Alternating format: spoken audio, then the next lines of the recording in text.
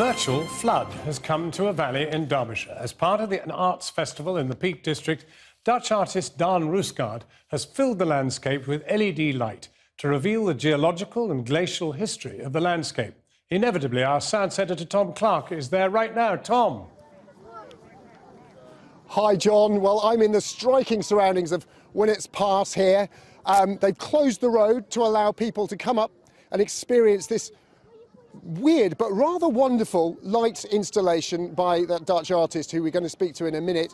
But the idea behind this project, which is part of the Abandoned Normal Devices Festival, which is in the village of Castleton this weekend, is to immerse the viewer in the tropical ocean that created this part of the Peak District 350 million years ago, and give you the sense that you're underneath the waves of that ocean looking up. We've actually got a camera looking down on it from above, which I hope we can give you a brief glimpse of.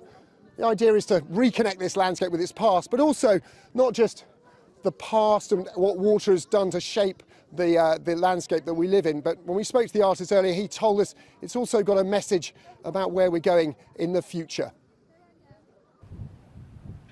The sheer sides and crags of Winnet's Pass make it one of the Peak District's most striking landscapes. The boulder-strewn gorge, sculpted by natural forces over millions of years. Now it's being transformed again for a slightly more manageable 4 days as an artwork using the landscape as canvas for painting with light.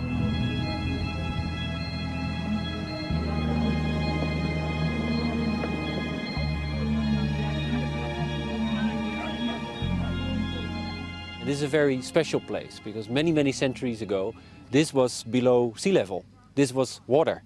And through the years, through the centuries, glaciers, water shaped the landscape. So we wanted to bring back the water. WATERLICHT, or Waterlight, is Dutch artist Daan Roosegaarde's touring work that explores the power of water in our history, but also our future, with sea levels slowly rising as the Earth warms. LEDs, lasers and smoke illuminate the gorge, the artist's attempt to put viewers in the valley below under the surface of the long-lost ocean. A little far-fetched? Well, not to the National Trust ranger responsible for looking after Winnet's Pass.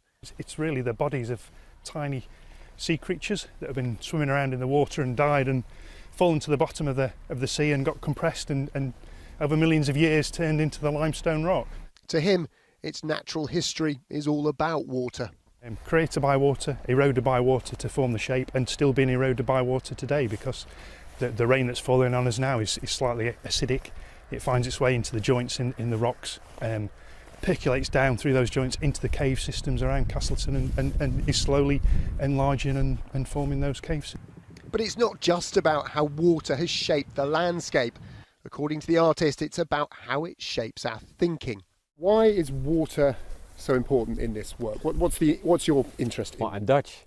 I'm from the Netherlands, so Okay. We live below sea level. So without technology, without creative thinking, we would all die a horrible death. Right. So in a way, the landscape I grew up in as a boy has this relationship between innovation, creative thinking.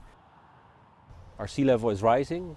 Our water is getting more and more precious in that way. So I think it's really important to show the importance of thinking about water. Not just only in a defensive way, we should do less. No, we should do more. Eh?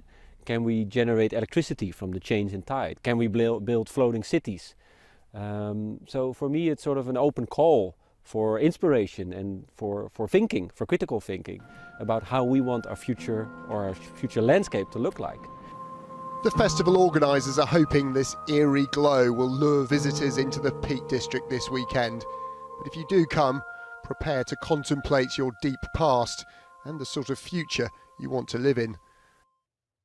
Tom Clark. And if you want to kind of indulge yourself in that psychedelic experience, you can go to Castleton in Derbyshire this weekend. And I'll leave you tonight with these amazing images. That's Channel 4 News. Good evening.